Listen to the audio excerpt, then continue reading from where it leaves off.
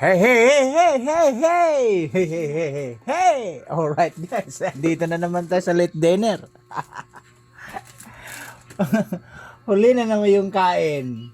Ala naman sa tamang oras kasi always busy, always may ginagawa, always may trabaho. Kasi kay araw ng Sabado bukas, kaya medyo nag-overtime ako, araw ng Sabado bukas, may biyahe deliver po kami mga bandang tanghali.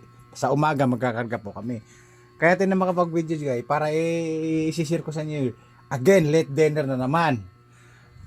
Kakain po tayo ng hindi saktong oras at sasalok po tayo ng rice. Ayan. Ito yung rice guys na malagkitan, malagkit.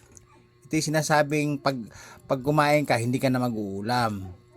Dinurado po to. 65 sang kilo, lagkit, lagkitan. At guys, meron tayong meron tayong favorite.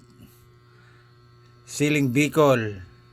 Pampalakas ng tuhod, pampainit ng tuhod, pampaanghan ng tuhod. Siling Bicol. Alright? At may mangga tayong made from Illinois. Alright. Dumiiling yung kasama ko. Guys, yoko naman to eh. Content ko to eh. Alright, kakain tayo ng dinurado, lagkitan, malagkit na bigas. Ayun, lumayas na. Kasi parang nainis yata sa co-host ng vlog eh. Alright, tayo na lang. Tayo na magbibida, bida-bida. Tayo na lang kakain. At lang subo lang siya. Kasi hindi na ako sunada yung host. Alright.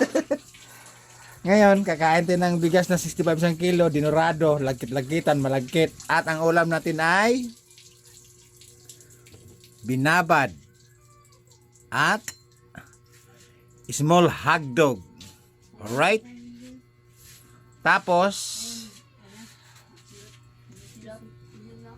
may reserba tayong meatloaf. Alright. Yan ang ulam ng biyerong mabunga guys kahit late dinner. Alright? Meatloaf. Tapos may sasawan tayong giniling na maanghang na sili, including whole sili. Okay? Alright. Tapos may sabaw tayong made from beef. I don't know what kind of beef. Alright? Okay? Tapos sasabakan na natin yung sabaw kasi guys, tandaan nyo, pag may sinabawan kasi at may sabaw, yun yung sinasabi kong long ride, long biyahe. Pag may sabaw, pag kumakain ka sa restaurant, ang hinihingi mo, sabaw, meron pa kayo sabaw dahil malayo ang biyahe, para sa biyahe, like Isabela, Davao, round trip, basta may sabaw. Okay? Alam na naman yung lingwahe ko, pag may sabaw, long ride, long biyahe. Okay? Tapos ito yung tirang chicharon eh. Tapos mamaya mamambakte ng 3 mangga o 1 mangga o kalahating mangga para sa suya. Alright? Alright guys. Wala tayo tapos na namin yung routine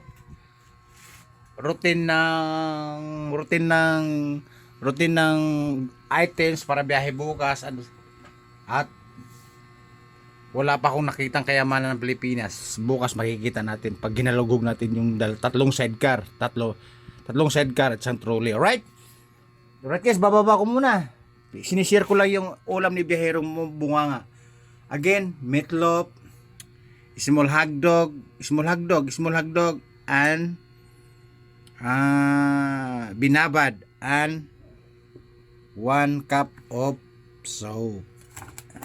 At dinurado rice, lagkit-lagkitan, malagkit, and may siling Bicol. Alright? Happy na yung pagkain ko kasi may sili. Pinakita ko lang sa inyo guys yung late dinner. Alright, babu.